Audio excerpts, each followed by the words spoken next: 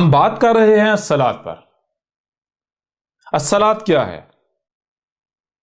جب آپ قرآن کو اٹھا کر دیکھیں تو آپ کے اوپر یہ بات بالکل کھل کر واضح ہو جائے گی کہ قرآن نے الصلاۃ کو انسان کی زندگی کا مقصد قرار دیا۔ انسان کو دنیا میں لایا گیا تو کس مقصد کے لیے لایا گیا؟ تاکہ الصلاۃ قائم کی جائے۔ اور یہی بات ہر رسول نے کہی، ہر رسول نے کہا کہ مجھے بھیجا گیا ہے الصلاۃ قائم کرنے کے لیے۔ مثال کے طور پر آپ اسی قرآن کو اٹھا کر دیکھیں تو قرآن میں عیسیٰ ابن مریم نے کیا کہا؟ عیسیٰ ابن مریم نے کہا کہ میرے رب نے تو مجھے یہی وصیت کی ہے کہ جب تک میں زندہ رہوں، جب تک میں دنیا میں رہوں، جب تک میں حیات ہوں، تب تک میں نے کیا کرنا ہے؟ میں نے الصلاۃ قائم کرنی ہے۔ اور کیا یہ صرف عیسیٰ ابن مریم نے کہا؟ نہیں۔ عیسیٰ ابن مریم کیا تھا؟ عیسیٰ ابن مریم رسول تھا، اور رسول کے بارے میں قرآن کیا کہتا ہے؟ قرآن کہتا ہے کہ ہر رسول ایک ہی مقصد کو پورا کرنے کے لیے آیا، ہر رسول ایک ہی دعوت لے کر آیا، ہر رسول پر الکتاب جو ہے اتاری گئی، ہر رسول کا مقصد ایک ہی تھا، اور وہ کیا تھا؟ جو عیسیٰ ابن مریم کہہ رہا ہے کہ میں بھیجا گیا ہوں الصلاۃ قائم کرنے کے لیے، میرے رب نے مجھے وصیت کی ہے کہ میں جب تک حیا ہوں، جب تک زندہ ہوں، الصلاۃ قائم کروں۔ یعنی مجھے وجود میں لایا اس لیے گیا ہے کہ تاکہ میں الصلاۃ قائم کروں۔ یہی بات محمد نے کی کہ میرا دنیا میں آنے کا مقصد کیا ہے؟ دنیا میں آنے کا مقصد ہے الصلاۃ۔ ہر رسول جو ہے الصلاۃ قائم کرنے کے لیے آیا۔ پھر ہم جان چکے ہیں کہ قرآن جتنے بھی رسول ہیں اور جو رسول کی دعوت کو دل سے تسلیم کرنے والے، یعنی رسول کی اطاعت و اتباع کرنے والے، ان کو قرآن کیا کہتا ہے؟ ان کو قرآن کہتا ہے صالحین۔ صالحین صالح کی جمع ہے، صالح صلحہ سے ہے، صلحہ سال سے ہے۔ سال کسے کہتے ہیں؟ سال کہتے ہیں شے کا اپنے مقام پر ہونا، اور آگے ہا آ جاتا ہے۔ جب ہر شے اپنے مقام پر ہوگی تو پھر کیا ہوگا؟ ہا ہوگا۔ ہا کسے کہتے ہیں؟ توازن کو، بیلنس کو، سکون کو، پرفیکشن کو، کوئی ڈسٹربنس نہیں، کوئی رکاوٹ نہیں، یہ ہوتا ہے صلح۔ اور صلح کہاں ہوتی ہے؟ ظاہر بات ہے جہاں ڈسٹربنس ہو، جہاں رکاوٹ ہو، جہاں خرابی ہو، جہاں کوئی بگاڑ پیدا ہو جائے۔ جیسے مثال کے طور پر دو یا دو سے زائد شخصیات، ان کا آپس میں معاملات گڑبڑ ہو، جن میں بگاڑ پیدا ہو جائے تو کیا کہا جاتا ہے؟ ان کی صلح کرا دو۔ صلح کرا دو کا مطلب کیا ہوتا ہے؟ کہ ان کے درمیان جو اختلاف ہے اس اختلاف کو دور کر کے ان کو واپس پہلے ایک جیسا کر دو، ان کو جوڑ دو۔ یہ ہوتی ہے صلح۔ تو رسول کیا کرنے آتا ہے؟ رسول صلح کے لیے آتے ہیں۔ اصلاح کہاں صلح کرنے کے لیے؟ زمین میں، زمین کی اصلاح کرنے کے لیے آتے ہیں۔ اور جو رسول کی دعوت کو تسلیم کرتے ہیں وہ بھی کیا کرتے ہیں؟ وہ زمین کی اصلاح کرتے ہیں۔ یوں ان کو کیا کہا جاتا ہے؟ صالحین کہا جاتا ہے۔ تو اب ذرا دیکھیں کہ رسول جس مقصد کے لیے آتے ہیں، جب اس مقصد کو پورا کرتے ہیں تو رسولوں کو صالحین کہا جا رہا ہے۔ صالحین کسے کہا جائے گا؟ یا صالح کسے کہا جائے گا؟ ظاہر ہے صالح تو اسے کہا جائے گا کہ جو اصلاح کرتا ہے۔ اصلاح کس میں کی جاتی ہے؟ جس میں کوئی بگاڑ ہو۔ اب ذرا غور کریں کہ کیا نمازیں پڑھنے سے آپ کسی کو صالح کہہ سکتے ہیں؟ نمازیں پڑھنے سے کہیں بگاڑ ہے وہ بگاڑ دور ہو سکتا ہے؟ یعنی دیکھیں رسول آتے ہیں زمین کی اصلاح کرنے، زمین میں اصلاح کرنے، نہ کہ زمین میں بگاڑ پیدا کرنے۔ اور جو رسولوں کی دعوت کا کفر کرتے ہیں وہ کیا کرتے ہیں؟ وہ زمین میں بگاڑ، فساد کرتے ہیں، زمین میں بگاڑ پیدا کرتے ہیں۔ میں آپ سے سوال کرتا ہوں کہ کیا نمازیں نہ پڑھنے سے زمین میں بگاڑ ہوتا ہے؟ اور نمازیں پڑھنے سے اگر کوئی زمین میں بگاڑ ہے تو وہ بگاڑ دور ہو کر زمین کی اصلاح ہو جاتی ہے؟ اگر تو ایسا ہو جاتا ہے تو پھر بلا شک و شبہ نماز ہی الصلاۃ ہے، اور اگر ایسا نہیں تو پھر نماز الصلاۃ کیسے ہو سکتی ہے؟ پھر اس کو ایک اور زاویے سے، ایک اور پہلو سے آپ کے سامنے رکھتے ہیں۔ جب یہ بات واضح ہوگی کہ دنیا میں آنے کا مقصد ہے الصلاۃ قائم کرنا، تو پھر ہم ایسا کرتے ہیں کہ ہم لفظ الصلاۃ کو ایک لمحے کے لیے ایک سائڈ پر رکھتے ہیں۔ ہم یہ جاننے کی کوشش کرتے ہیں کہ دنیا میں آنے کا مقصد کیا ہے، دنیا میں آنے کا ہمارا مقصد کیا ہے۔ جو مقصد ثابت ہو جائے اسے کیا کہا جائے گا؟ اس کو قرآن نے الصلاۃ کہا، اس کو الصلاۃ کہا جائے گا۔ اچھا مقصد کیا ہے؟ کسی بھی شے کو اگر وجود میں لایا جاتا ہے، کوئی بھی شے بنائی جاتی ہے، وہ کیوں بنائی گئی، کس لیے بنائی گئی، یعنی اس کا مقصد تخلیق کیا ہے، مقصد وجود کیا ہے، اگر اسے جاننا ہے تو سب سے بہترین فارمولہ یہ ہے، سب سے بہترین ذریعہ یہ ہے کہ آپ اس شے میں صلاحیتوں کو دیکھ لیں، اگر آپ نے اس شے میں جو صلاحیتیں ہیں انہیں جان لیا تو آپ کے اوپر واضح ہو جائے گا کہ اس شے کا مقصد کیا ہے، کیونکہ جو صلاحیتیں ہیں وہ کسی بھی شے کا مقصد تخلیق، مقصد وجود واضح کر دیتی ہیں۔ کسی بھی شے کا مقصد کیا ہے اس میں موجود جو صلاحیتیں ہیں وہ طے کرتی ہیں۔ مثال کے طور پر ایک چھوٹی سی مثال ہے، اگر آپ کا مال ہے اور آپ نے اس مال کی رکھوالی کے لیے آپ کو ایک کتے کی ضرورت ہے، آپ کتا لے کر آتے ہیں، لیکن ساتھ ایک بکری بھی لے آتے ہیں۔ آپ دیکھیں نظر آنے میں، وزن میں کتا اور بکری تقریباً ایک جتنے ہیں، دونوں میٹیریل سے، مواد سے بنے ہوئے ہیں، دونوں ہی مواد سے بنے ہوئے ہیں، میٹیریل سے بنے ہوئے ہیں، مادے سے بنے ہوئے ہیں۔ میں آپ سے سوال کرتا ہوں کہ جب آپ نے مال کی رکھوالی رکھوانی ہے تو کیا بکری کو رکھوالی پر رکھیں گے یا کتے کو رکھیں گے؟ تو ڈیفینیٹلی آپ کا جواب یہ ہوگا کہ بھائی کتے کو رکھیں گے۔ اب یہاں اگر میں آپ سے سوال یہ کروں کہ آپ بکری کو کیوں نہیں اس مقصد کے لیے رکھتے، تو آپ کا جواب کیا ہوگا؟ جواب بالکل واضح ہے، بھائی بکری میں وہ صلاحیت نہیں ہے، بکری میں وہ صلاحیتیں نہیں ہیں، وہ صلاحیتیں کتے میں ہیں، اس لیے کتے کو رکھوالی پر رکھا جائے گا۔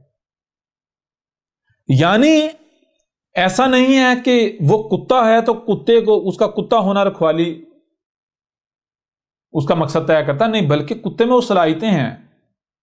مثال کے طور پر اگر کتا جو ہے، اگر اس میں یہ صلاحیتیں نہیں ہیں رکھوالی کرنے والی، کتا بالکل بکری کے جیسا ہے، شریف سا، سیدھا سادہ، ڈرپوک سا، جو چور کو دیکھ کر بھونکتا نہیں ہے، ڈر کے بھاگ جاتا ہے، کیا ایسے کتے کو آپ صلاحیتوں مال کی رکھوالی پر رکھیں گے؟ تو یہاں بھی جواب ہے بالکل نہیں۔ یعنی رکھوالی کے لیے کتا ہونا شرط نہیں ہے، رکھوالی کے لیے صلاحیتیں ہونا شرط ہے۔ صلاحیتیں طے کرتی ہیں کسی بھی شے کا مقصد کیا ہے۔ چھری لے لیں، آپ چھری سے کیا کریں گے؟ جو کام چھری سے آپ کرتے ہیں وہی کام آپ ڈنڈے سے کر سکتے ہیں؟ یا ایسی شے جس میں وہ چھری والی صلاحیتیں نہیں پائی جاتی اس سے کر سکتے ہیں آپ کام؟ نہیں کر سکتے۔ یہاں تک کہ اگر چھری جو ہے اس میں بھی کاٹنے کی صلاحیت نہ ہو تو آپ اس سے سبزی یا فروٹ یا کوئی شے نہیں کاٹ سکتے۔ کسی بھی شے کا مقصد کیا ہے اس میں موجود صلاحیتیں طے کرتی ہیں۔ تو اب میں آپ سے سوال کرتا ہوں، دیکھیں آپ نے اگر جاننا ہے کہ آپ کو اس دنیا میں کیوں لایا گیا، آپ کا مقصد تخلیق کیا ہے، تو کیسے پتا چلے گا؟ کیا آپ کو اپنے اندر جان کر یہ دیکھنا نہیں چاہیے کہ میرے اندر صلاحیتیں کیا ہیں؟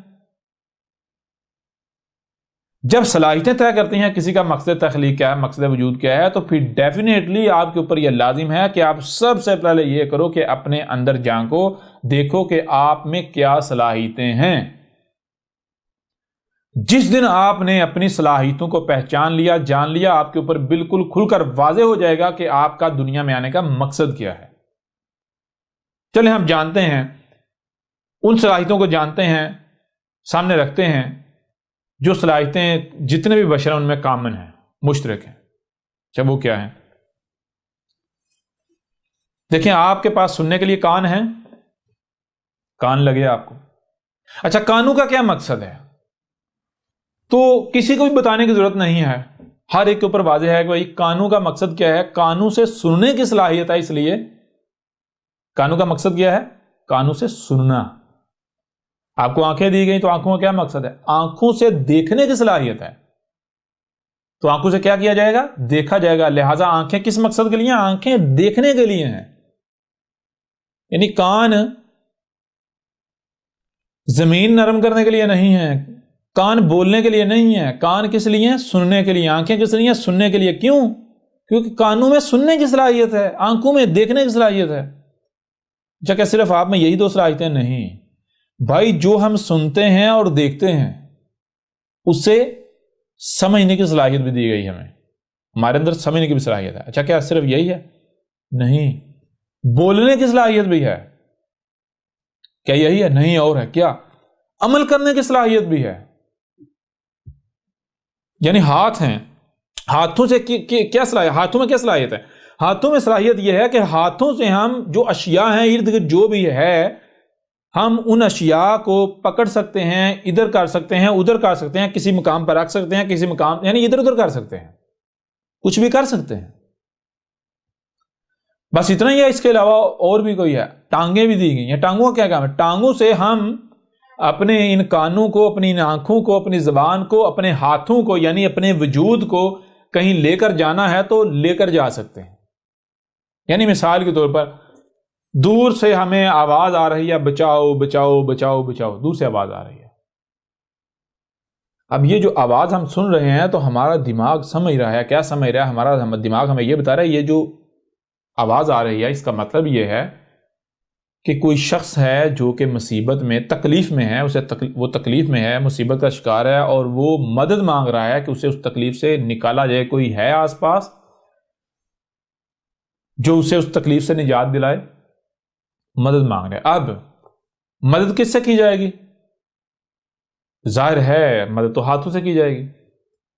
اچھا، کیا یہاں پر رہتے ہوئے ہم اس کی مدد کر سکتے ہیں؟ نہیں بھائی، وہ تو دور ہے، کانوں نے تو اسے سن لیا۔ کیا ہاتھ یہاں رہ کے اس کو بچا لیں گے؟ نہیں۔ اس کے لیے کس چیز کی ضرورت؟ اس کے لیے اس چیز کی ضرورت کہ ہاتھوں کو وہاں پر لے کر جایا جائے، اور اس کے لیے کیا دیا آپ کے پاس ہیں؟ ٹانگیں۔ لہذا جب آپ اپنے جسم میں، اپنی تخلیق میں، اپنی کریشن میں غور کریں، ریزننگ کریں، تو آپ کے اوپر یہ بات بالکل کھل کر واضح ہو جاتی ہے کہ آپ کو سننے کی، دیکھنے کی، جو سنائی اور دکھائی دیتا ہے اسے سمجھنے کی، اور پھر اس کے مطابق عمل کرنے کی صلاحیت دی گئی۔ یہ صلاحیتیں آپ کو دی گئیں۔ اچھا، کیا صرف یہی دیا گیا؟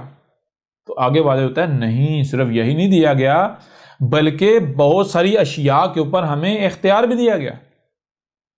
کم از کم ہر بشر کو اس کے اس جسم کے اوپر اختیار دیا گیا، اس جسم پر اختیار دیا گیا۔ کسی کو گھر کے اوپر اختیار دیا گیا، کسی کو زمین کے چھوٹے سے حصے پر اختیار دیا گیا، کسی کو زمین کے وسیع حصے پر اختیار دیا گیا۔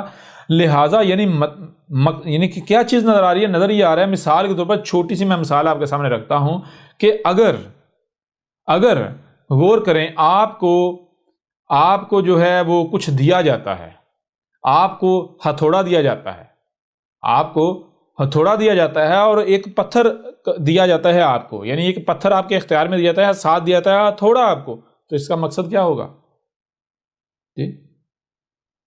یا اور اس کو واضح کر لیتے ہیں، مثال کے طور پر آپ کے ہاتھ میں اوزار پکڑائے جاتے ہیں، اور آپ کے سامنے اینٹیں، سیمنٹ، بجری، یہ چیزیں، مٹیریل لایا جاتا ہے، اور آپ کو ایک نقشہ تھمایا جاتا ہے، تو اب اس کا مقصد کیا ہوگا؟ مقصد بالکل واضح ہے کہ اب دیکھیں یہ جو اوزار آپ کو دیے گئے، یہ اوزار یہ اوزاروں سے ہوتا کیا ہے؟ اوزاروں میں کیا صلاحیتیں ہیں؟ تو آپ کو پتا چلے گا کہ یہ جو ٹولز ہیں، یہ جو اوزار ہیں، ان سے عمارت بنائی جاتی ہے، ان میں عمارت گھر بنانے کی صلاحیتیں ہیں، کوالٹیز ہیں۔ اچھا، باقی جو میٹیریل ہے اس کا کیا مقصد ہے؟ اس میں کیا صلاحیتیں ہیں؟ اس میٹیریل سے دیواریں بنتی ہیں، گھر بنتا ہے۔ اچھا بھائی، میں ان ٹولز کا استعمال کر کے گھر بناؤں، لیکن کیسا گھر بناؤں؟ کس طرح کا گھر بناؤں؟ کہاں بناؤں؟ تو وہ یہ زمین ہے اور یہ نقشہ ہے، واضح ہو جاتا یا نہیں ہو جاتا؟ کوئی شک و شبہ رہتا ہے؟ بالکل نہیں۔ بالکل اسی طرح ذرا غور کریں کہ آپ کو زمین میں اختیار دیا گیا، آپ کو زمین پر اختیار دیا گیا۔ نہ صرف آپ کو زمین پر اختیار دیا گیا، بلکہ آپ کو جو بھی زمین میں، آسمان زمین میں موجود ہے، اسے سننے، دیکھنے کی صلاحیت دے گی، اور اسے سمجھنے کی صلاحیت دی۔ نہ صرف سمجھنے کی بلکہ اس کے مطابق پھر عمل کرنے کی صلاحیت دی گئی۔ تو میں آپ سے ذرا سوال کرتا ہوں، اب بتائیں کیا کھل کر واضح نہیں ہو جاتا کہ دنیا میں آنے کا مقصد کیا ہے؟ بھائی دنیا میں آنے کا مقصد بالکل کھل کر واضح ہو جاتا ہے کہ بھائی مجھے آج اس وقت دنیا میں اگر لایا گیا ہے تو کیوں لایا گیا ہے؟ میں جب اپنے آپ میں غور کروں تو میرے پر یہ واضح ہو جاتا ہے کہ جو بھی سنائی دے رہا ہے میں سنوں، جو دکھائی دے رہا ہے اسے دیکھوں، پھر اسے سمجھوں، جو سمجھ میں آئے تو اپنی اس سمجھ کے مطابق یعنی مکمل علم حاصل کروں۔ جب مکمل علم میرے پاس آ جائے، سمجھ آ جائے، تو پھر میں اس کے مطابق عمل کروں، یعنی میں دیکھوں کہ جس پر بھی مجھے اختیار دیا گیا ہے کیا اس میں ہر شے ٹھیک ہے۔ اگر تو ٹھیک ہے تو میں حفاظت کروں، کسی کو خراب نہ کرنے دوں، چھیڑ چھاڑ نہ کر دے دوں۔ اگر کہیں کوئی خرابی ہے، کسی نے چھیڑ چھاڑ کی ہے یا چھیڑ چھاڑ کر رہا ہے، اسے روکوں، کہیں چھیڑ چھاڑ کی ہے، خرابی کی ہے، تو اشیاء کو میں واپس جو ان کے اصل مقامات ہیں وہاں پر رکھوں تاکہ سب کچھ ٹھیک ہو جائے، خرابی نہ ہو۔ کوئی مشکل ہے؟ کوئی مشکل نہیں ہے۔ کتنا آسان ہے. یہ ہے الصلاۃ. اس کو قرآن میں کہا گیا الصلاۃ. بھائی الصلاۃ کا مطلب کیا ہے؟ الصلاۃ کہتے ہیں ایک اور یعنی کہ آسان الفاظ میں جان لیں، آپ کو جس مقصد کے لیے دنیا میں لایا گیا اس مقصد کو الصلاۃ کہا گیا. تو مقصد کیا ہے؟ بالکل کھول کر واضح ہو جاتا ہے. بھائی مجھے دنیا میں لایا گیا ہے تو میرے اندر صلاحیتیں کیا ہیں؟ صلاحیتیں واضح کر دیں کہ میرا مقصد کیا ہے. صلاحیتیں یہ ہیں کہ مجھے سننے کی، دیکھنے کی جو سنائی اور دکھائی دے رہا ہے اسے سمجھنے کی صلاحیت دی گئی، نہ صرف سمجھنے کی بلکہ اس کے مطابق عمل کرنے کی صلاحیت دی گئی. تو اس کے علاوہ پھر کیا ہے؟ مجھے اس جسم پر اختیار دیا گیا، زمین پر اختیار دیا گیا، تو جس حد تک مجھے اختیار دیا گیا اس حد تک میں نے کیا کرنا ہے؟ میں سنوں، دیکھوں، سمجھوں اور اس کے مطابق پھر عمل کروں. اگر کہیں خرابی ہے اس خرابی کو دور کروں، کوئی خرابی کر رہا ہے اسے روکوں، لوگوں کو سمجھاؤں. ٹھیک ہے؟ یعنی میں کیا کروں؟ میں زمین کی اصلاح کروں. ٹھیک ہے جی، یہ ہے مقصد. اب میں آپ سے سوال کرتا ہوں ایک اور. وہ سوال کیا؟ وہ سوال یہ ہے کہ اگر آپ غور و فکر نہیں کرتے تو کیا آپ جان پائیں گے صلاۃ کیا ہے؟ پہلی بات. دوسری بات، اب بغیر غور و فکر کیے اگر آپ وہی کرتے ہیں جس پر آپ نے اپنے آباء و اجداد کو پایا تو کیا وہ کرنے سے آج جس وقت آپ کو دنیا میں لایا گیا یہ مقصد پورا ہوگا جسے قرآن میں صلاۃ کہا گیا؟ وہ صلاۃ قائم ہوگی؟ کبھی بھی نہیں ہوگی. تو آپ کیا کریں گے؟ آپ صالحین میں آپ کا شمار ہوگا یا پھر مفسدین میں، فساد کرنے والوں میں آپ مجرم بنیں گے؟ کوئی مشکل ہے سمجھنا؟ لہذا آپ ذرا غور کریں کہ جسے الصلاۃ کہا جا رہا ہے، نماز، کیا نماز دنیا میں آنے کا مقصد ثابت ہوتی ہے؟ بتائیں نا. اور آسان کر دیتا ہوں میں آپ کے لیے، اور آسان کر دیتا ہوں.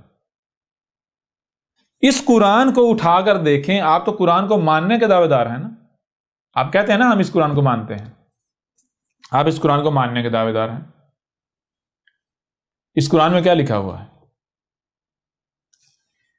اس قرآن میں لکھا ہوا ہے کہ تمہارا ابا ابراہیم ہے، لہذا ہر طرف سے کٹ کر ابراہیم کی ملت پر قائم ہو جاؤ.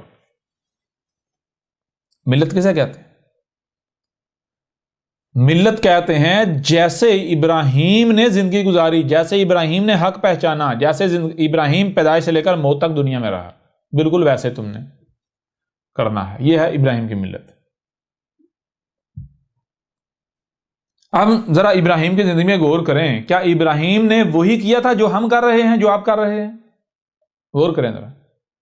اگر تو جو آپ کر رہے ہیں یہی ابراہیم نے کیا تو پھر آپ ابراہیم کی ملت پر ہیں، اور اگر آپ جو کر رہے ہیں یہ ابراہیم نے نہیں کیا تو پھر ابراہیم کی ملت کیسے ہو سکتی ہے؟ اور آپ کس طرح ابراہیم کی ملت پر ہو سکتے ہیں؟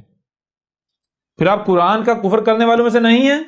اور یہی بات اس قرآن میں لکھی ہوئی ہے. قرآن کہہ رہا ہے کہ جو اکثریت ہے وہ قرآن کا کفر کر رہی ہے.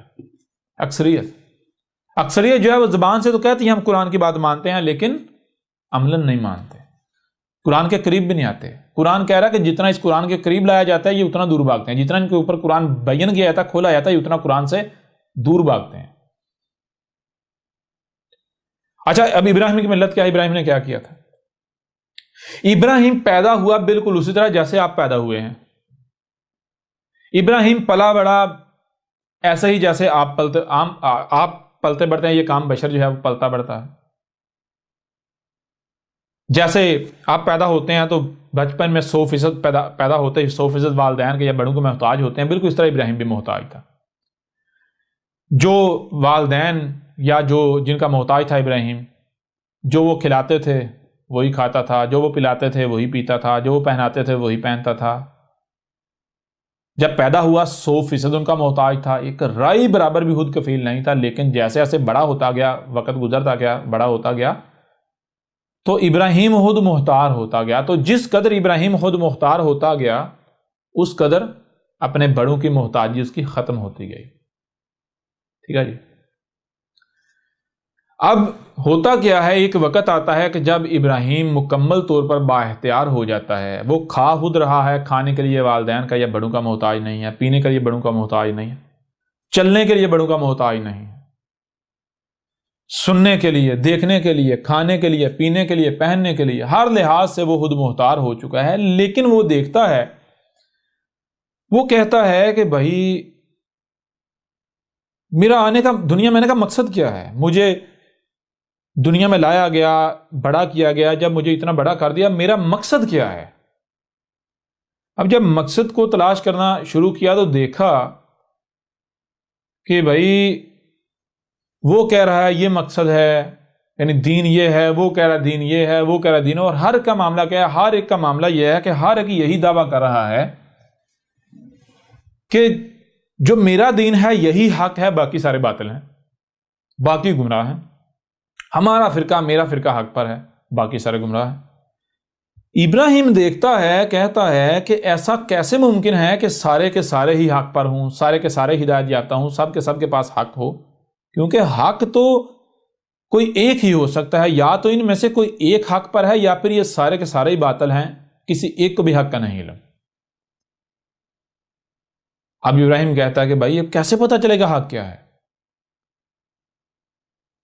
ابراہیم دیکھتا ہے کہ میں کسے حق کہہ رہا ہوں، تو ابراہیم دیکھتا ہے بھائی میں اسے حق کہہ رہا ہوں جس پر میں نے اپنے بڑوں کو پایا۔ اچھا، وہ حق جو ہے جسے حق کہہ رہا ہے وہ کس بنیاد پر کہہ رہا ہے؟ وہ اسی بنیاد پر اس کو حق کہہ رہا ہے جس بنیاد پر میں کہہ رہا ہوں۔ کس بنیاد پر؟ ہر کسی کا یہ کہنا ہے کہ بھائی ہم نے اپنے بڑوں کو، اپنے آباء و اجداد کو اس دین پر، اس پر پایا، اس وجہ سے یہی حق ہے۔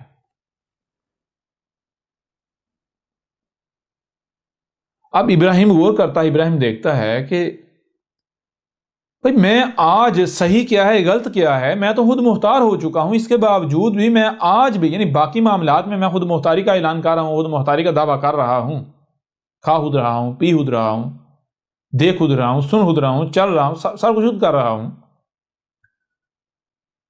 لیکن جہاں پر صحیح اور غلط کی بات آتی ہے، جہاں پر دنیا میں آنے کا مقصد آتا ہے، یہاں پر میں آج بھی اپنے بڑوں کا محتاج ہوں، باوجود اس کے کہ میں باشعور ہو چکا ہوں، میں خود مختار ہونے کے باوجود آج بھی میں ان کا محتاج بنا ہوا ہوں۔ میں آج بھی اسی کو صحیح کہہ رہا ہوں جسے انہوں نے صحیح کہا، میں آج بھی اسی کو غلط کہہ رہا ہوں جسے انہوں نے غلط کہا۔ تو مجھ میں اور باقی میں فرق کیا رہ گیا؟ اور کیا یہ حق ہونے کی بنیاد ہو سکتی ہے، دلیل ہو سکتی ہے؟ نہیں۔ اگر یہ حق ہونے کی بنیاد ہے، یہ حق ہونے کی دلیل ہے، تو اس بنیاد پر تو سارے حق ثابت ہو جاتے ہیں، لیکن ایسا تو ہو نہیں سکتا سارے حق پر ہوں، آپس میں اختلاف بھی کر رہے ہوں اور حق پر بھی ہوں، یہ تو ممکن نہیں۔ لہٰذا ابراہیم نے غور کیا کہ جس نے مجھے وجود میں لایا ہے، وہ جو بھی ہے وہ بات کی بات ہے، لیکن کیا اس نے جیسے باقی معاملات مجھے خود مختار کر دیا ہے، میرے بڑوں کے محتاجی سے مجھے نکال دیا ہے، مجھے خود مختار بنایا ہے، آزاد کر دیا ہے، اسی طرح یہ جو صحیح اور غلط ہے اس کی پہچان کرنا، اس کا فیصلہ کرنے کی صلاحیت مجھے دی ہے یا نہیں دی؟ مجھے آزاد کیا یا نہیں دیا اس معاملے میں بڑوں سے؟ تو ابراہیم دیکھتا ہے بھائی میں تو باشعور ہو چکا ہوا ہوں، صحیح کیا ہے اور غلط کیا ہے میں تو اس کا فیصلہ کرنے کی صلاحیت رکھتا ہوں۔ جب میرے رب نے مجھے یہ صلاحیت دے دی ہے، جب میرے اندر یہ صلاحیت آ چکی ہوئی ہے، اس کے باوجود بھی میں اپنے بڑوں کو، یعنی اسی کو صحیح کہتا ہوں، اسی کو غلط کہتا ہوں، جس کے اوپر میں نے بڑوں کو پایا، جس کو میرے بڑے صحیح اور غلط کہتے ہیں، تو میں کیا کہہ رہا ہوں؟ میں تو اپنے عمل سے اعلان کر رہا ہوں کہ نہیں جی میں باشعور نہیں ہوں، ابھی مجھے شعور نہیں دیا گیا، ابھی میں صحیح اور غلط کا فیصلہ نہیں رکھتا۔ بچپن میں اگر یعنی اسے ہی صحیح کہتا رہا جس کو میرے بڑوں نے کہا، اسے ہی غلط کہتا رہا جسے میرے بڑوں نے کہا، تو میری مجبوری تھی، میں ان کا محتاج تھا، آج محتاج تو نہیں ہوں نا۔ تو ابراہیم نے کیا کیا؟ ابراہیم نے سب سے پہلے اپنے گریبان میں جھانکا، ابراہیم نے سب سے پہلے اس دین کے اوپر نظر ثانی کی جس پر اس نے اپنے بڑوں کو پایا، جس کو اس کے بڑے صحیح کہہ رہے تھے اور غلط کہہ رہے تھے، سب سے پہلے ابراہیم نے اس کے اوپر غور کیا، اس میں غور کیا، اس کو دیکھا، اس کو پرکھا۔ تو جب ابراہیم نے غور و فکر کیا تو پتا چلا کہ جس کو اس کے بڑے حق کہہ رہے ہیں وہ تو گمراہیاں ہیں۔ تو قرآن میں کیا ہے؟ قرآن میں یہ ہے کہ ابراہیم نے اپنے ابا کو کہا کہ ابا تو شرک کر رہا ہے، جس دین پر تو ہے یہ حق نہیں ہے، ٹھیک ہے؟ ابراہیم نے یہ نہیں دیکھا کہ بھائی اس نے مجھے پالا پوسا ہے، ٹھیک ہے، مجھے اس مقام تک پہنچایا ہے، تو میں اگر اسے ایسی بات کروں گا تو یہ ہرٹ ہوگا، اس کو تکلیف ہوگی، نہیں۔ یا پھر ابراہیم نے یہ نہیں کیا بھائی یہ تو اس نے مجھے پالا پوسا ہے اتنی محنت سے، لہذا میں اس کے بدلے میں جسے یہ حق کہہ رہا ہے اسے یہ آنکھیں بند کر کے مانتا رہوں. نہیں، یہ نہیں کیا. وہ اس نے احسان کیا ہے، وہ احسان اس کا اپنی جگہ.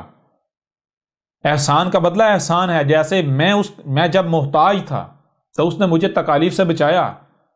جس معاملے میں وہ خود کفیل تھا، خود مختار تھا، اس نے مجھے ان معاملات میں بچایا، میری مدد کی، میرے اوپر احسان کیا، میں اس کا محتاج ہے. بالکل اسی طرح جس معاملے میں میں خود مختار ہوں، میں خود کفیل ہوں اور وہ میرا محتاج ہے، تو میں جو اس نے میرے اوپر احسان کیا تو اس کا بدلہ اسے لوٹاؤں گا. میں اسی طرح اسے بچاؤں گا جیسے اس نے مجھے بچپن میں بچایا تھا. جیسے اس نے مجھے بچپن سے میں سمجھتا تھا اس میں میرے لیے فائدہ ہے، جس میں اپنے لیے فائدہ سمجھتا تھا، میں اس کی طرف دوڑ پڑتا تھا، لیکن یہ سمجھدار تھا، اس نے مجھے ان سے بچاتا تھا. تو جیسے بچپن نے اس نے مجھے آگ سے بچایا، نقصان سے بچایا، بالکل اسی طرح آج میں جن کو یہ اپنے لیے فائدہ مند سمجھ رہا ہے لیکن اس میں اس کو سمجھ نہیں ہے، ٹھیک ہے نا، یہ ناسمجھی میں ان کے پیچھے جا رہا ہے، حالانکہ وہ حقیقت میں آگ ہے، اس میں تباہی ہے، ہلاکت ہے، نقصان ہے. تو میں جیسے بچپن اس نے میرے اوپر احسان کیا تھا، اس نے مجھے بچایا تھا، بالکل اسی طرح میں اس کو بچاؤں گا. تو ابراہیم نے کیا کیا؟ ابراہیم نے سب سے پہلے اسی دین کے اوپر نظر ثانی کی جس دین پر اپنے بڑوں کو پایا. جب غور و فکر کیا تو پتا چلا یہ تو باطل ہے. تو ابراہیم نے کوئی پرواہ نہیں کی، لات مار دی. اس کے بعد ابراہیم نے یعنی کہ غور و فکر کرنا شروع کر دیا. کرتے کرتے کرتے پتا چلا سارے کے سارے فرقے غلط ہیں، سب کے سب بھی باطل ہیں، گمراہ ہیں. ہر کوئی اسی کو حق کہہ رہا ہے جس پر اس نے اپنے بڑوں کو پایا. ابراہیم نے کہا کہ مجھے آج اس وقت دنیا میں لایا گیا ہے، اگر میں نے وہی کرنا ہے جو 1000 سال پہلے کیا جاتا رہا، اگر میں نے وہی کرنا ہے جو 2000 سال پہلے یا 1500 سال پہلے یا 1400 سال پہلے یا 500 سال پہلے کیا جاتا رہا، یہاں تک کہ 100 سال پہلے جو کیا جاتا رہا، اگر میں نے وہی کرنا ہے تو مجھے آج دنیا میں کیوں لایا گیا؟ مجھے تب دنیا میں لایا جاتا. مجھے اگر آج دنیا میں لایا گیا ہے تو آج اس وقت کیا کرنا ہے، اس مقصد کے لیے لایا گیا. ٹھیک ہے، مجھے آج دنیا میں لایا گیا تو میں آج پہچانوں کہ آج مجھے دنیا میں لائے جانے کا مقصد کیا ہے اور میں اسے پورا کروں. تو پھر قرآن کیا بتاتا ہے؟ قرآن بتاتا ہے ابراہیم ہدایت کیسے ملی. ابراہیم نے آسمان و زمین میں غور و فکر کیا. جب ابراہیم نے آسمان و زمین کائنات میں غور و فکر کیا تو اس کے اوپر حق کھل کر واضح ہو گیا. ٹھیک ہے، یہ ہے ابراہیم کی ملت. تو اب کیا آپ ابراہیم کی ملت پر چل رہے ہیں یا پھر آپ انہی فرقوں میں دھنسے ہوئے ہیں؟ آپ اسی پر چل رہے ہیں، اسے ہی حق کہہ رہے ہیں جس کو آپ کے بڑوں نے حق کہا. بتائیں نا ذرا. او بھائی، بے شک مان لیا آپ کے بڑے حق پر تھے، بے شک وہ حق پر ہی کیوں نہ ہوں، لیکن جب آپ کو شعور دیا گیا ہے تو کیوں دیا گیا ہے؟ آپ کیوں غور و فکر نہیں کرتے؟ اگر حق ہوگا تو اسے پکڑ لیجئے، اگر حق ثابت ہو جائے تو کہیں جائے گا، الٹا اطمینان ہو جائے گا.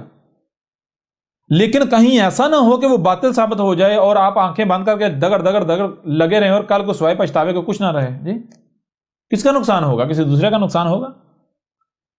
ابراہیم کی ملت کیا ہے؟ ابراہیم کی ملت یہ ہے کہ آپ کو آج اس وقت دنیا میں لایا گیا ہے. تو کیوں لایا گیا ہے؟ اس لیے نہیں کہ جو آپ کے بڑے کرتے رہے آپ نے وہ کرنا ہے، جس پر آپ نے اپنے بڑوں کو پایا وہ کرنا ہے. نہیں، آج اس وقت آپ کو دنیا میں لایا گیا تو اس وقت آپ نے دیکھنا ہے کہ اس وقت کیا کتب ہے، اس وقت کیا کرنا ہے، اس وقت میری ذمہ داری کیا ہے.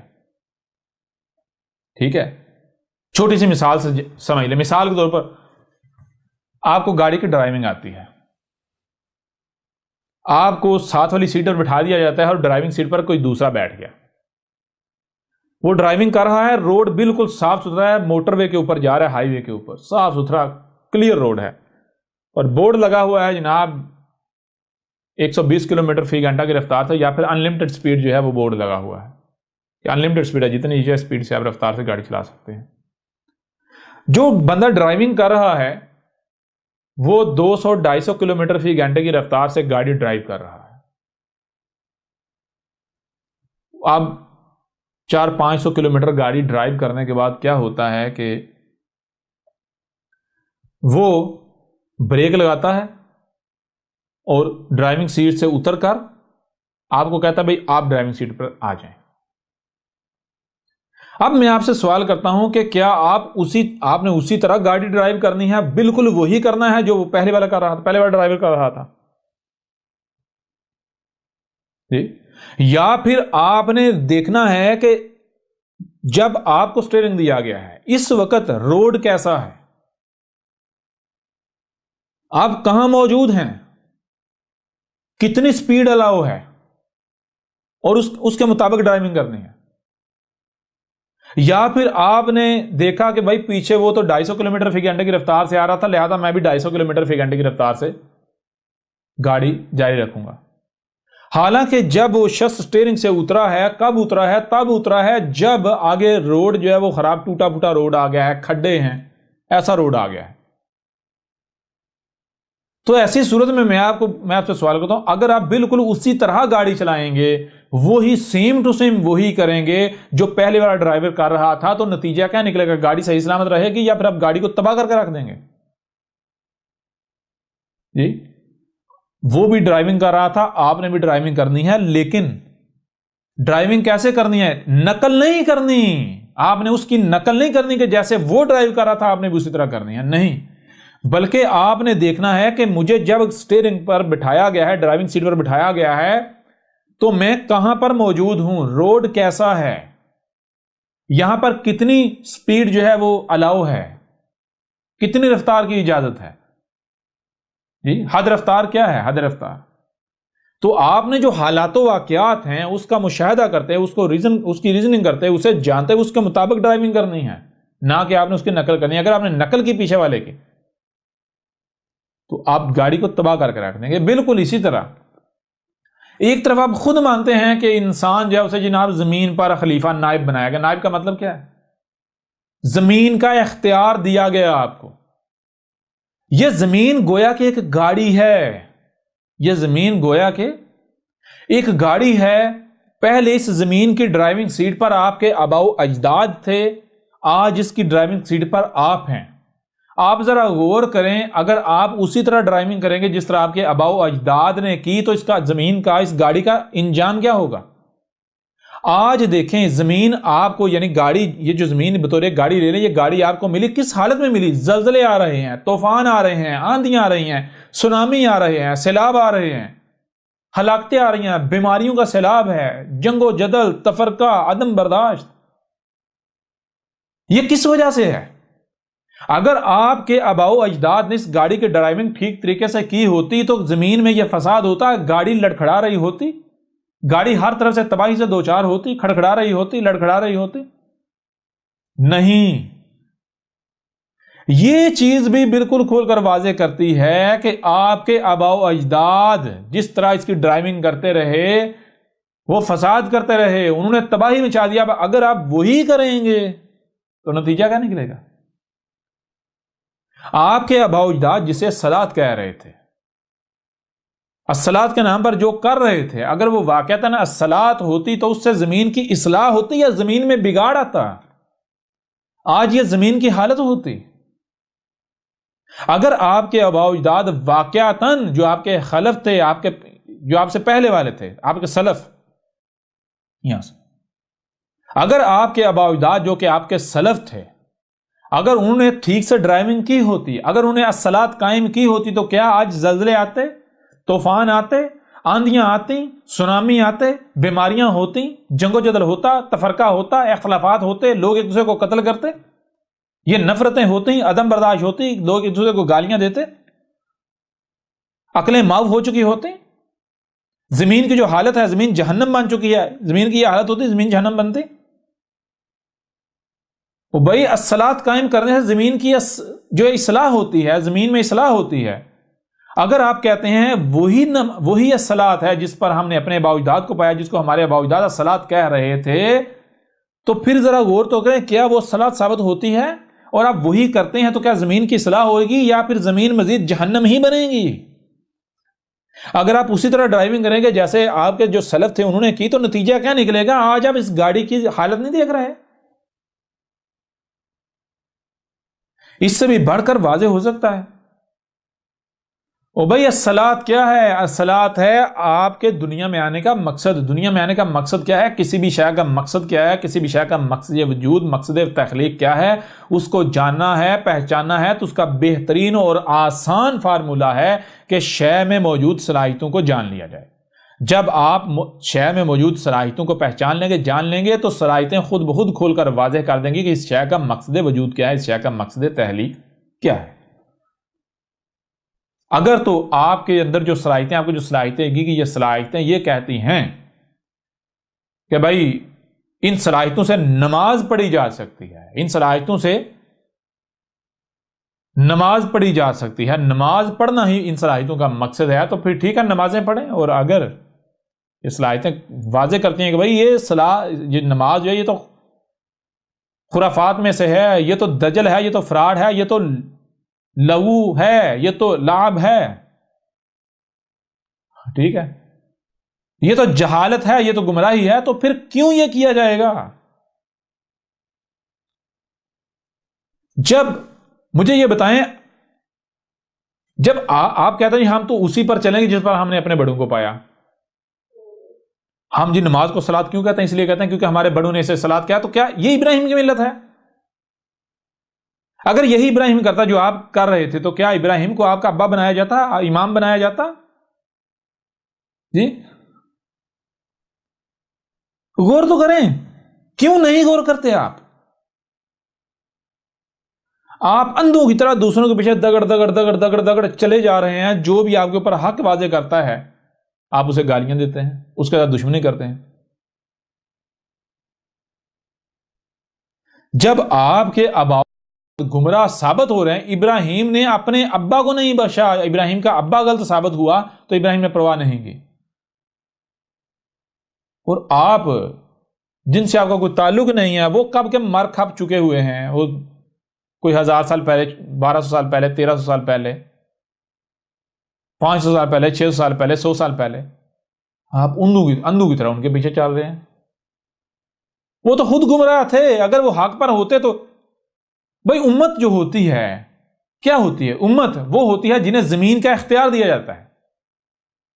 جیسے گھر ہوتا ہے، گھر میں بچے بھی ہوتے ہیں، بڑے بھی ہوتے ہیں، بچوں کا کام کیا ہوتا ہے؟ بچوں کو جو بھی اچھا لگتا ہے بچے اس کے پیچھے پڑتے ہیں، بے شک اس میں ان کے لیے نقصان ہی کیوں نہ چھپا ہو، بے شک اس سے گھر تباہی کیوں نہ ہو جائے، بچوں میں شعور نہیں ہے نا، سمجھ نہیں ہے۔ بچوں کا کام کیا ہے؟ بچوں کا کام ہے کھیلنا کودنا، اپنا وقت پاس کرنا۔ لیکن جو بڑے ہیں، بڑوں کا کام کیا ہے؟ بڑوں کی ذمہ داری یہ ہے کہ وہ بچوں کی دیکھ بھال کریں، وہ گھر کا خیال رکھیں، وہ دیکھیں کہ کہیں بچے گھر کو نقصان نہ پہنچائیں، بچے اپنے آپ کو نقصان نہ پہنچا بیٹھیں، وہ بچوں کو ہر اس شے سے، ہر اس طرف جانے سے روکیں جس میں بھی ان کے لیے نقصان پہنچیدہ ہے یا گھر خراب ہو سکتا ہے، گھر تباہ ہو سکتا ہے۔ اگر بڑے اپنی ذمہ داری آسان طریقے سے پوری کرتے ہیں تو کیا بچوں کو کوئی نقصان ہوگا؟ بچوں میں کوئی خرابی پیدا ہوگی؟ بچوں کے ہاتھ کٹیں گے؟ بچے اپنے آپ کو جلا پائیں گے؟ کوئی گھر میں کوئی تباہی ہوگی؟ گھر خراب ہوگا؟ نہیں۔ لیکن اگر بڑے جو ہیں، جو والدین ہیں، اگر وہ اپنی ذمہ داری سے غافل ہو جائیں، وہ بھی بچوں کے ساتھ بچہ بن جائیں، تو نتیجہ کیا نکلے گا؟ بچے اپنے آپ کو نقصان پہنچائیں گے، بچے گھر کو تباہ کر دیں گے۔ تو امت کیا ہوتی ہے؟ امت کا مطلب ہوتا ہے کہ دنیا میں جو انسان ہیں، انسان چونکہ بشر ہیں تو دو طرح کے بشر ہوتے ہیں۔ ایک بشر وہ ہوتے ہیں جن کی مثال گھر میں بچوں کے جیسی ہوتی ہے۔ وہ کیا؟ ان میں اتنی سوجھ بوجھ نہیں ہوتی، ان میں اتنا شعور نہیں ہوتا، ان میں اتنی سمجھ نہیں ہوتی۔ وہ کیا کرتے ہیں؟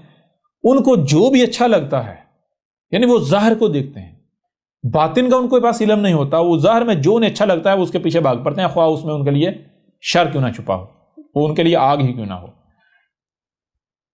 اور ان کے برعکس ایک دوسری قسم کے بشر ہیں، وہ کون سے ہیں؟ جن کو امت کہا گیا۔ ام کہتے ہیں جڑ کو، بنیاد کو، جو زمین پر انسانوں کی بنیاد ہوتے ہیں۔ وہ کیا ہوتے ہیں؟ ان کی مثال جیسے گھر میں والدین کی ہوتی۔ یہ جو امت ہوتی ہے، امت کو زمین و آسمانوں کا اختیار دیا جاتا ہے، آسمان و زمین کا۔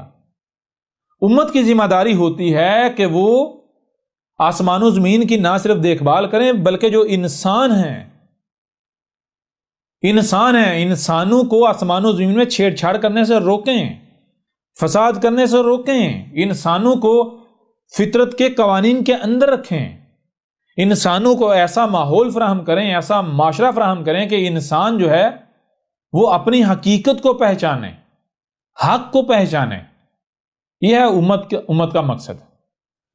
امت جو ہوتی ہے وہ آسمان و زمین کی رکھوالی کرنے والا گروہ ہوتا ہے۔ ان کی حفاظت کرنے والا گروہ ہوتا ہے. مثال کے طور پر آج سے پیچھے چلے جائیں 14 صدی قبل محمد نے کیا کہا تھا؟ محمد نے کہا تھا کہ مجھے زمین کے خزانوں کی چابیاں دے کر بھیجا گیا ہے. کیوں؟ تاکہ میں زمین کے جو خزانے ہیں ان کی حفاظت کروں. میں زمین کے خزانوں کی حفاظت کرنے کے لیے بھیجا گیا ہوں. میں آپ سے سوال کرتا ہوں، اگر آپ کے گھر میں یا آپ نے کہیں پر کچھ چھپا کر قیمتی اشیاء رکھی ہوئی ہیں، چھپا کر رکھی ہوئی ہیں، اور آپ وہاں تالا لگا کر اس تالے کی چابیاں کسی کو تھماتے ہیں، تو کیا اس وجہ سے تھمائیں گے کہ لے بھائی وہاں سے چوری کر نکال، تباہی مچا؟ یا پھر اگر آپ کسی کو چابیاں دیں گے تو آپ چابیاں اس لیے دیں گے تاکہ وہ حفاظت کرے. جی بالکل اسی طرح محمد نے کہا کہ مجھے آسمان و زمین کی جو خزانے ہیں ان کی چابیاں دی گئی ہیں. کیوں؟ ان کی حفاظت کے لیے. اور محمد نے کہا جان لو یہ چابیاں میں تمہارے حوالے کر کے جا رہا ہوں. یہ جو رب کی امانت ہے، یہ آسمان و زمین تمہارے پاس رب کی امانت ہے. آسمان و زمین میں بہت کچھ ایسا ہے جو غیب ہے، جو چھپا ہوا ہے. ٹھیک ہے، وہ رب کی آیات ہیں، وہ خزانے ہیں رب کے.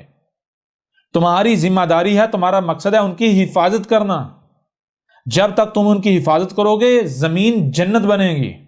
زمین میں کوئی خرابی نہیں ہوگی، زلزلے نہیں آئیں گے، طوفان نہیں آئیں گے، آندیاں نہیں آئیں گی، کوئی فتنہ نہیں آئے گا، کوئی جنگ و جدل نہیں ہوگا، کوئی خرابی نہیں ہوگی.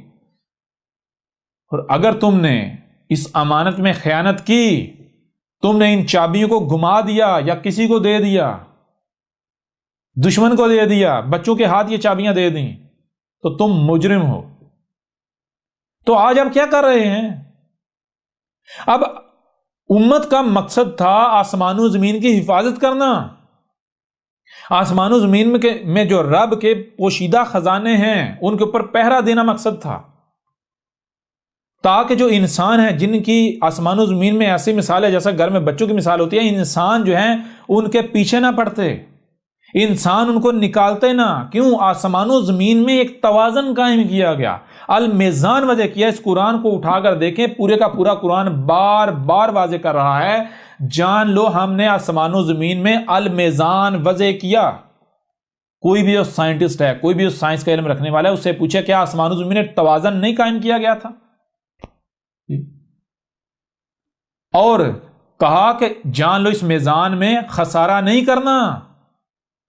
پہلی بات یہ ہے کہ آسمان و زمین میں صرف وہی شے استعمال کرنی ہے جس کو تم واپس رکھ سکو. کیوں؟ اگر کوئی شے تم ایسے استعمال کر لو جس کو تم واپس نہیں رکھ سکتے تو توازن بگڑ جائے گا یا نہیں بگڑے گا؟ توازن تو بگڑ جائے گا. لہٰذا پہلی بات آسمان و زمین میں صرف اسی شے کا استعمال کرنا ہے جس کو تم وہاں واپس رکھ سکتے ہو. اور دوسری بات کہ اگر کسی شے کو واپس رکھنا ہے تو اسے استعمال ہی پھر کیوں کریں؟ یعنی اگر استعمال کی جاتی ہے تو کیونکہ ضرورت ہے نا، جب ضرورت ہے استعمال کریے، واپس ہم کیسے رکھیں؟ اگر واپس رکھنی ہوتی تو ہم لیتے ہی نہ. ہاں ہمیں پتا ہے کہ اگر یعنی کہ مثال کے طور پر واپس رکھنی ہے تم نہیں رکھ سکتے، کیونکہ اگر یعنی کہ تمہارے پاس ہوتی یا تم خود کفیل ہوتے تم لیتے ہی نہ. اگر تم نے لی ہے تو واپس تم جو ہے وہ نہیں رکھ سکتے. لیکن ایک صورت ہے، ایک طریقہ ہے جس طریقے سے تم واپس رکھ سکتے ہو. کیوں؟ اگر تم نے واپس شے نہ رکھی تو توازن بگڑ جائے گا، میزان میں خسارہ ہو جائے گا. واپس کیسے رکھنی ہے؟ واپس رکھنی ہے قسط کے ساتھ، یعنی تھوڑی تھوڑی کر کے. جیسے مثال کے اوپر اگر آپ کو لکڑی کی ضرورت ہے، لکڑی آپ درخت کاٹیں گے، اب ویسا ہی درخت آپ نے وہاں رکھنا ہے. کیسے؟ تھوڑا تھوڑا کر کے قسط کے ساتھ، تاکہ وزن قائم رہے. تو اب ذرا آپ غور کریں کہ کیا جب یہ کرنا تھا تو کیا آپ کے آباء و اجداد نے یہ کیا؟ محمد کے بعد یہ کیا؟ زمین کے خزانوں کی حفاظت کی، زمین کی حفاظت کی؟ جی بتائیں ذرا آپ.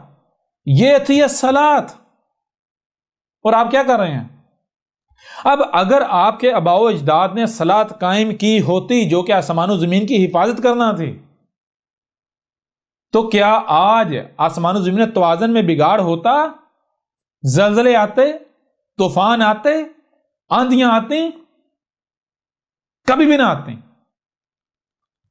زمین کی اس وقت حالت چیخ چیخ کر بتا رہی ہے کہ جن کے پیچھے تم چل رہے ہو، جن کو تم اپنے لیے اسوہ حسنہ بنائے ہوئے، جن ملاٹوں کے پیچھے چل رہے ہو، جن اپنے بڑوں کے پیچھے چل رہے ہو، جن اماموں کے پیچھے چل رہے ہو، جن بخاری و مسلموں کے پیچھے چل رہے ہو، گدھے کے بچوں، وہ سب کے سب گمراہ تھے، وہ سب کے سب مجرم تھے، وہ مجرمین شیاطین تھے۔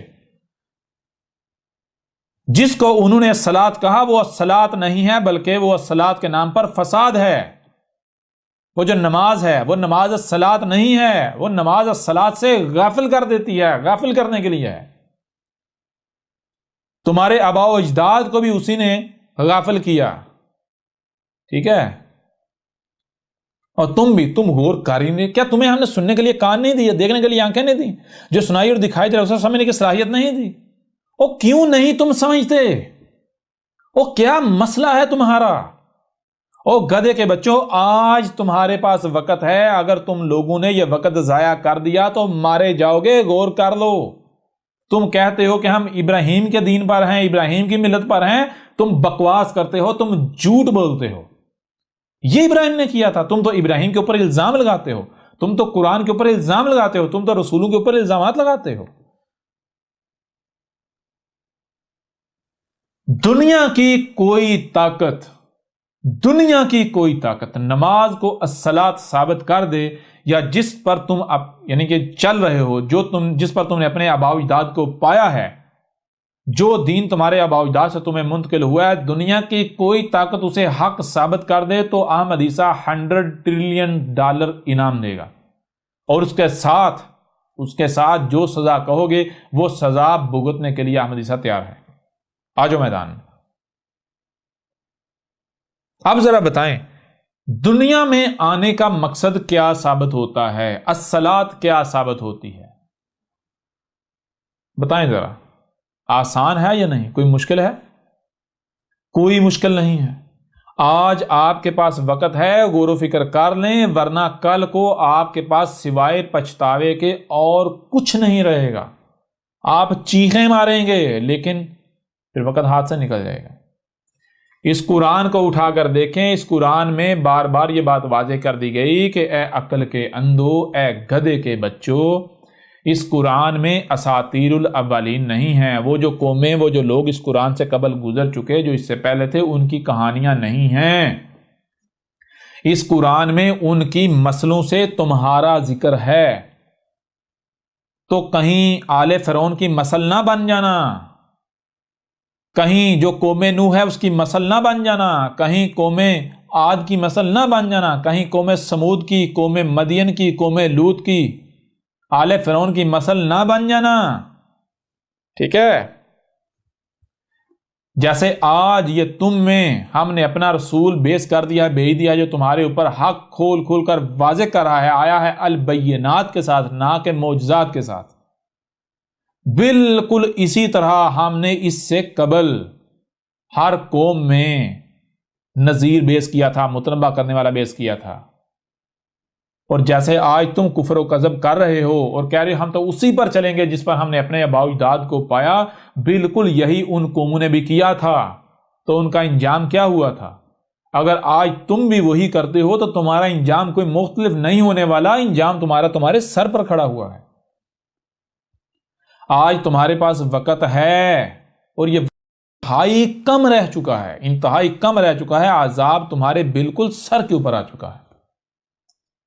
اب بھی اگر تمہیں عقل نہیں آتی، اب بھی اگر تم غور و فکر نہیں کرتے، اب بھی اگر تم سوچ و بچار نہیں کرتے، تو جان لو ہلاکت سے تمہیں دنیا کی کوئی طاقت نہیں بچا سکتی۔ اگر تمہیں گمانڈ ہے اپنی اکثریت پر،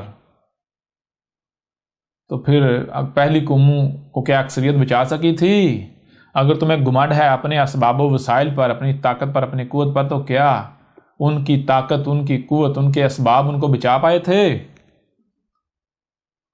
غور کر لو، تمہاری جسے تم الصلاۃ کہتے ہو، نماز کے پرخچے اڑا کے رکھ دیے۔ تمہارے اماموں، تمہارے ملاٹوں کی نماز ان کی جیبوں میں ڈال دی، توڑ مروڑ کے اس کے پرخچے اڑا کے، یہ لو اے ملاٹو، اپنی نماز رکھو اپنی جیب میں۔ تمہاری نماز کی ایسی کی تیسی، تمہاری نماز احمد عیسیٰ کے جوتے کی نوک پر۔ ٹھیک ہے؟ اگر تم حق پر ہو تو آؤ سامنے، آؤ احمد عیسیٰ کو غلط ثابت کرو، آؤ سامنے اس سے پہلے کہ مارے جاؤ۔ عذاب تمہارے سر پر کھڑا ہے، تمہیں لگتا ہے کہ یہ مذاق چل رہا ہے، تمہیں یہ لگتا ہے کہ یہ 4 دن اسی طرح چیخے گا چلائے گا، اس کے بعد چپ ہو جائے گا، مر کھپ جائے گا اور ہماری دکاندار یہاں سے ہی چلتے رہیں گے؟ سوال ہی پیدا نہیں ہوتا۔ اگر تو اس سے قبل جب ہم نے رسول بیعت کیا اور وہی ہوا جو تم گمان کر رہے ہو، جو تمہارا ظن ہے، تو پھر تو ٹھیک ہے، آج بھی وہی ہوگا جیسا تمہارا ظن ہے۔ اسی طرح ان قوموں کا بھی یہی ظن تھا۔ قوم نوح کیا کہتی تھی؟ وہ کہتی تھی نہ، کوئی ایسا سونامی نہیں آنے والا، اگر آ بھی گیا تو ہمارے پاس جو اسباب و وسائل ہیں، ہم نہیں غرق ہونے والے۔ بچے تھے، بچ پائے تھے، مقابلہ کر پائے تھے، سچے ثابت ہوئے تھے۔ انہوں نے بھی نوح کی دعوت کو مذاق سمجھ لیا تھا، ان کو بھی لگتا تھا یہ کذاب ہے۔ نوح کو کذاب کہتے تھے، گالیاں دیتے تھے، بکواسات کرتے تھے۔ کیوں؟ ظاہر ہے آسان تھوڑے یہ بھائی، ہمیں میں سے ہمارے ہی جیسا ایک نوجوان ہماری ہی زبان بولنے والا، ہماری طرح کھاتا ہے، پیتا ہے، بیوی ہے، بچے ہیں، بازاروں میں جاتا ہے، ہم خود کو اس کے آگے جھکا دیں؟ نہ نہ نہ نہ، ہم بہتر ہیں، ہم خیر ہیں اس سے، ہم نہیں اس کے آگے خود کو جھکانے والے، ہمارے ملاٹے بہتر ہیں۔ نہ نہ، یہ اکیلا، باقی سارے غلط؟ کیا یہ اکیلا سچا ہو گیا؟ کیا حق ہونے کے لیے اکثریت معیار ہے؟ جی، کیا قرآن میں کہانیاں سنائی گئیں گدھے کے بچوں، یہ جو کچھ تم کر رہے ہو یہ سارا اس قرآن میں پہلے سے واضح کر دیا گیا؟ کیوں؟ تاکہ بعد میں تمہارے لیے کوئی بہانہ نہ رہے۔ اگر تو وہ قومیں سچی ثابت ہوئیں تو تم بھی سچے ثابت ہو جاؤ گے، اگر وہ قومیں بچ گئیں تو آج تم بھی بچ جاؤ گے، اگر وہ نہیں بچیں، وہ سچی ثابت نہیں ہوئیں، تو پھر تمہارا بھی انجام بالکل انہی کی مثل ہونے والا ہے جو تمہارے سر کے اوپر ہے۔ اگر تمہیں لگتا ہے کہ یہ تمہاری طرح کے ایک 6 فٹا انسان جو ہے تم سے کلام کر رہا ہے، تو یہ خوش فہمی اپنے دماغوں سے نکال دو، یہ غلط فہمی اپنے دماغوں سے نکال دو۔ یہ 5-6 فٹ کا تمہارے جیسا ایک انسان نہیں بیٹھا ہوا، یہ تمہارا رب تم سے کلام کر رہا ہے، یہ تمہارے سامنے رب کی زبان بیٹھی ہوئی ہے، ٹھیک ہے؟ جیسے تمہارے وجود میں یہ زبان ہے، بالکل اسی طرح ہمارا رب کیا ہے؟ غور کرو، تمہیں کون وجود میں لے کر آیا؟ کیا یہی کائنات نہیں وجود میں لے کر آئی؟ کیا رب تمہارا یہی نہیں ہے؟ یہی تمہیں رزق کھانے کو فراہم نہیں کر رہا؟ رہنے کو زمین اسی نے فراہم نہیں کی؟ یہی روشنی نہیں فراہم، سارا کچھ یہی نہیں فراہم کر رہا؟ تو یہ کائنات، نیچر، یہ اس وقت تم سے کلام کر رہی ہے۔ میں تمہارا رب تم سے کلام کر رہا ہوں۔ جان لو، یہ جو قرآن میں ہم نے جو کہا تھا، کیا کہا تھا؟ نوح کو بھیجا اس کی قوم کی طرف، ہود کو بھیجا جو عاد تھے ان کی قوم کی طرف ان کے آخرین میں، صالح کو بھیجا جو سمود تھے ان کی قوم کی طرف ان کے آخرین میں، شعیب کو بھیجا جو مدین تھے ان کی قوم کی طرف ان کے آخرین میں، لوط کو بھیجا ان کے آخرین میں ان کی قوم کی طرف۔ تو کیا یہ قرآن میں اساطیر الاولین ہیں؟ اے گدھے کے بچوں، عقل کے اندر، یہ تمہارا ذکر ہے، آج کا ذکر ہے، آج کا، ٹھیک ہے؟ آج کا ذکر ہے۔ جیسے اس وقت نوح نے الصلاۃ قائم کی تھی جو الصلاۃ کتب تھی، جیسے جو الصلاۃ ہود نے قائم کی تھی، جیسے جو الصلاۃ صالح نے قائم کی تھی، جیسے جو الصلاۃ شعیب نے قائم کی تھی، جیسے جو الصلاۃ لوط نے قائم کی تھی، جیسے جو الصلاۃ موسیٰ نے قائم کی تھی، بالکل وہی الصلاۃ آج کتب ہے، اور یہ تمہارے سامنے ہمارا رسول بیٹھا ہوا ہے اور وہی الصلاۃ قائم کر رہا ہے۔ یہ ہے وہ الصلاۃ جو آج اس وقت کتب ہے، ٹھیک ہے؟ دنیا کی کوئی طاقت نماز کو صلاۃ ثابت کر کے دکھائے، ٹھیک ہے؟ نوح نے کیا کیا تھا؟ نوح نے کہا میں آیا ہوں صلاۃ قائم کرنے کے لیے۔ کون سی صلاۃ نوح نے قائم کی؟ کیا کیا نوح نے تو لوگوں کو مطلب کہ حق کھول کر واضح کیا، یہ تھی نوح کی صلاۃ، ٹھیک ہے؟ اس طرح باقی رسولوں کو لے لیں۔ تو دنیا کی کوئی طاقت نماز کو الصلاۃ ثابت نہیں کر سکتی، اور جو بھی نماز پڑھ رہے ہیں جان لو تم لوگ جہالت کی گہرائیوں میں ہو، تم لوگ گمراہیوں میں ہو، تم لوگ جو ہے ایک بے مقصد فضول اور جہالت کو اپنائے ہوئے ہو، بے مقصد اور فضول عمل کو اپنائے ہوئے ہو. ٹھیک ہے، یہ جو تمہاری نمازیں ہیں یہ جہالت ہے، یہ بے وقوفی ہے، یہ پاگل پن ہے. ٹھیک ہے، یہ جو تمہاری نمازیں ہیں یہ بالکل فضول عمل ہے، بیکار عمل ہے، جہالت ہے، یہ الٹا جرم ہے. یہ صلاۃ کے نام پر الصلاۃ سے غافل ہو تم، اس نے تمہیں الصلاۃ سے غافل کیا ہوا ہے. الصلاۃ اپنی جگہ پر موجود ہے، تم لوگ الصلاۃ کے نام پر الصلاۃ کا کفر کر رہے ہو، الصلاۃ سے کذب کر رہے ہو. لہذا اب آؤ میدان میں اور اپنی نمازوں کو الصلاۃ ثابت کر کے دکھاؤ. نہیں کر سکتے تم. بہرحال یوں اس پہلو سے بھی آپ کے اوپر بالکل کھل کر واضح ہو گیا. اب بڑھتے ہیں ایک اور پہلو کی طرف، اس پہلو سے آپ کے اوپر واضح کرتے ہیں.